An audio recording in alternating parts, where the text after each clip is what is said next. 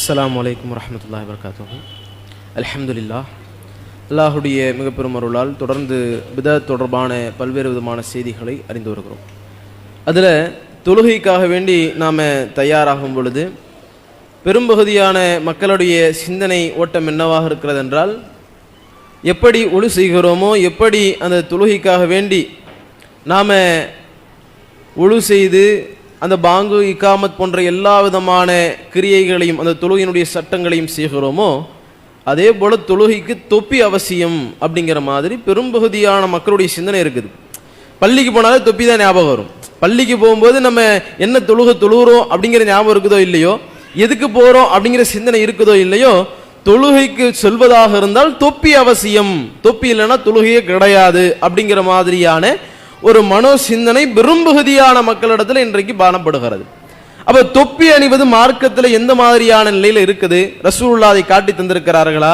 அல்லாஹ்வுடைய நபிகளார் தொப்பி அணிந்துதான் தொழ வேண்டும் என்று வலியுறுத்தி இருக்கிறார்களா என்று பார்த்தால், தொப்பி அணிகிற கலாச்சாரத்தை ரசூலுல்லாஹ் எங்கேயுமே பேச கிடையாது. அல்லாஹ் ரப்புல் ஆலமீன் தொழுகைக்காக வேண்டி செல்லும் பொழுது ஒரு விஷயத்தை சொல்றான். அல்லாஹ் ரப்புல் ஆலமீன் சொல்லும் பொழுது, யா பனி ஆதம், ஆதமுடைய மக்களே, ஹுது ஜீனத்தக்கும் இந்த குல்லி மஸ்ஜிதின், நீங்கள் தொழுகைக்கு தயாராகி செல்லும் பொழுது ஒவ்வொரு நேரத்திலும் நீங்கள் அலங்காரப்படுத்திக் கொள்ளுங்கள், நீங்கள் தங்களை தாங்களே அலங்காரம் செய்து கொள்ளுங்கள் என்று இறைவன் சொல்லி காட்டுகிறான். அப்ப தொழுகைக்கு செல்வது அலங்காரம் செய்ய வேண்டும் என்று சொல்வது ஏன்? காரணம் எதற்காக என்றால், அந்த இடத்தை தொழுகையில போய் நிற்கக்கூடிய இடம் என்பது வேற எந்த இடத்துக்குமே அல்லாஹ் ரப்புல் ஆலமீன் இவ்வளவு பெரிய ஒரு கண்ணியத்தை மாண்பை தரவே கிடையாது. அல்லாஹ்வுடைய நபிகளார் சொல்கிறார்கள், ஒரு மனிதன் தொழுது கொண்டிருக்கிறான் என்றால் அவன் அவனுடைய இறைவனோடு உரையாற்றி கொண்டிருக்கிறான்.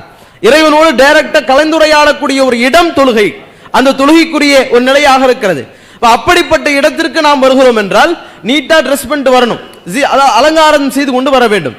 அதுல தொப்பி அணிந்து வர வேண்டும் என்கிற சிந்தனையை நாம் வளர்த்து கொண்டிருக்கிறோமே, அந்த சிந்தனையை அல்லாஹ்வுடைய நபிகளார் கடைபிடித்திருக்கிறாங்களா?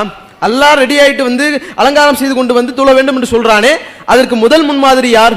அல்லாஹ்வுடைய தூர் தானங்க. அல்லாஹ்வுடைய நபிகளார் காட்டி தந்த அடிப்படையில் தானே அந்த ஜீனத்தை, அந்த அலங்காரத்தை நாம் செய்து கொள்ள வேண்டும். அப்ப ரசூலுல்லாஹி ஸல்லல்லாஹு அலைஹி வஸல்லம் அவர்கள் எப்படி இருந்திருக்கிறாங்க? ரசூலுல்லாஹ் தன்னுடைய தொழுகையில எந்த மாதிரி இருந்திருக்கிறாங்க என்று பார்த்தால், ஒரு நேரத்தில் அல்லாஹ்வுடைய நபிகளார் தொழுகைக்காக வேண்டி வராங்க. அப்படி வரக்கூடிய நேரத்தில் அல்லாஹ்வுடைய நபிகளார் அந்த நேரத்தில் குளிப்பு கடமையாகி விட்டது என்பதை உணர்ந்து நாம குளிக்கணும் என்பதை தெரிந்து அல்லாஹ்வுடைய டைரக்டா வீட்டுக்கு போறாங்க. உடனடியாக குளித்து விட்டு மீண்டும் வருகிறார்கள். தலையில அந்த ஈரம் சொட்ட சொட்ட, தண்ணீர் சொட்ட சொட்ட அல்லாஹ்வுடைய நபிகளார் வந்து தொழுகை நடத்துகிறார்கள்.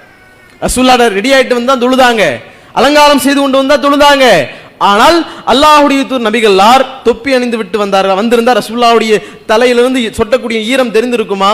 அப்படி அந்த ஹதீஸ்ல வருகிறது என்றால், அல்லாஹ்வுடைய நபிகளார் தலைப்பாகை தொப்பி அணியாத நிலையில தான் அல்லாஹ்வுடைய நபிகளார் அந்த தொழுகையை நிறைவேற்றி இருக்கிறார் என்று தெரிகிறது.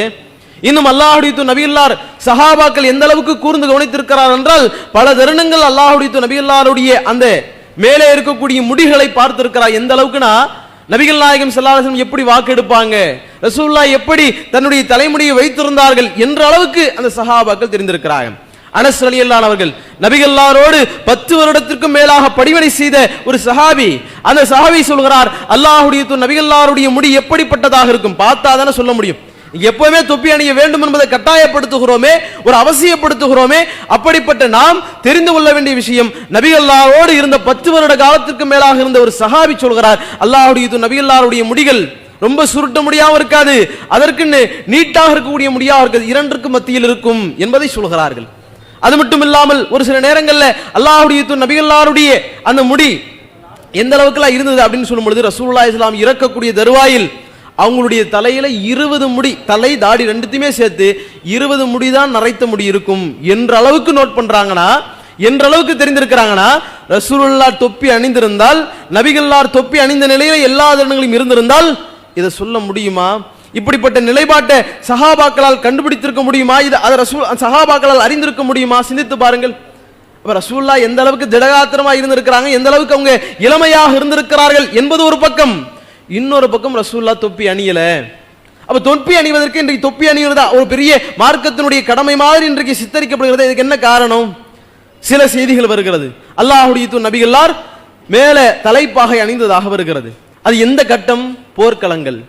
நபிகளார் அந்த மக்கா வெற்றி கொண்டாட அந்த மக்காவுடைய வெற்றியை சேர்ப்பதற்காக வேண்டி சென்கிற பொழுது அல்லாஹ்வுடைய நபிகளார் தலைப்பாகை அணிந்த நிலையில அந்த மக்காவுக்குள்ளாக சென்றார்கள். போர்க்களம் இன்னைக்கு நாம அணிகிற மாதிரி காட்டன் தொப்பி கிடையாது, இன்னைக்கு நாம அணிகிற மாதிரி டிசைன் தொப்பி கிடையாது, இரும்பு கவசத்தை அல்லாஹ்வுடைய நபிகளார் அணிந்திருக்கிறார்கள். இன்னும் சில நேரங்களில் அல்லாஹ்வுடைய நபிகளார் சில ஹதீஸ்கள்ல சொல்றாங்க, இஹ்ராம் அணிந்தவர்கள் எந்தெந்த விஷயத்தை கடைபிடிக்க கூடாது என்பதை. அதுல அல்லாஹ்வுடைய நபிகளார் தைத்த ஆடைகளை அணியக்கூடாது என்று தடுக்கிறாங்க, தைத்த கால் சட்டை அணியக்கூடாது தடுக்கிறாங்க. அதனோடு சேர்த்து அல்லாஹ்வுடைய நபிகளார் சொல்லும் பொழுது அந்த தொப்பி என்று சொல்லக்கூடிய அந்த விஷயத்தையும் தடுத்தார்கள். அதனால தொப்பி அணியக்கூடாது அல்லாஹ்வுடைய நபிகளார் சொல்லியிருக்காங்க பாத்தீங்களா என்று இன்றைக்கு இந்த செய்தியை ஆதாரமாக காட்டக்கூடிய மக்களை பார்க்கிறோம். அப்ப புர்னூஸ் என்று சொல்லக்கூடிய வார்த்தை தான் அந்த தொப்பி என்று இவர்கள் மொழிபெயர்த்திருக்கக்கூடிய இடத்துல வருது. இது லிசானுல் அரபி என்று சொல்லக்கூடிய அரபியில மிக அந்த காலத்து அறிவிகள் எந்த மாதிரியான துறை வழக்கில் பேசுறாங்க என்பது சம்பந்தமாக வரக்கூடிய அந்த டிக்ஷனரியில இந்த புர்னூஸ் என்று சொல்லக்கூடிய வார்த்தைக்கு என்ன மொழியாக்கம் வருகிறது என்றால், எந்த மொழிபெயர்ப்பை தருகிறார் என்றால், அது நீண்ட தொப்பி என்ற அடிப்படையிலும் நீண்ட ஆடை என்கிற அடிப்படையிலும் வருகிறது. இன்னைக்கு நம்ம அணிகிற மாதிரி ஷார்ட்டான தொப்பி கிடையாது. எந்த தொப்பியை ரசூலுல்லாஹ் இஹ்ராம் அணிந்த நிலையில் அணியக்கூடாதுன்னு தடை செய்யறாங்கன்னா, நீண்டதாக இருக்கக்கூடிய நீண்டதாக தொங்கக்கூடிய அளவிற்கு உண்டான ஒரு தொப்பியை தான், தலைப்பாகையை தான் அல்லாஹ்வுடைய தூதர் தடுக்கிறாங்களே தவிர இன்னைக்கு நாம அணிகிற மாதிரியான தொப்பி கிடையாது அப்படிங்கறத விளங்கிக் கொள்ள வேண்டும். அதனால தொப்பி அணியறதே ஹராம்னு சொல்ல வரல, அணிந்து கொள்ளலாம், நம்முடைய இஷ்டத்திற்கு அதை போட்டுக்கலாம். ஆனால் மார்க்கத்தில் இது இருக்குது, போட்டுதான் ஆகணும் அப்படின்னு நிர்பந்தப்படுத்துவது, அது ஒரு மார்க்க சடங்காக பார்ப்பது என்பது பிதாத்தான விஷயம். அப்படிப்பட்ட நிலையில நாம அதை அணியக்கூடாது. தொப்பி அணியலாம், என்னுடைய ஆலை கலாச்சாரம், நான் அணியன்னு விருப்பப்படுறேன் என்கிற அடிப்படையில் அணிந்து கொள்வது தவறு கிடையாது. அதை அணிந்தே ஆக வேண்டும் என்று அத்தியாவசியப்படுத்துவது, அவசியப்படுத்துவதுதான் பிதாத். அது தவறான விஷயம் என்பதை உணர்ந்து அப்படிப்பட்ட நிலையில் நாம் இருந்து விடாமல் நாம நம்முடைய தேவைக்கேற்ப அந்த விஷயங்களை பயன்படுத்திக் கொள்ளக்கூடியவர்களாக நாம் இருக்க வேண்டும் என்று சொல்லி இந்த உரையினை நிறைவு செய்கிறோம். அஸ்ஸலாமு அலைக்கும் வரஹ்மத்துல்லாஹி வபரகாத்துஹு.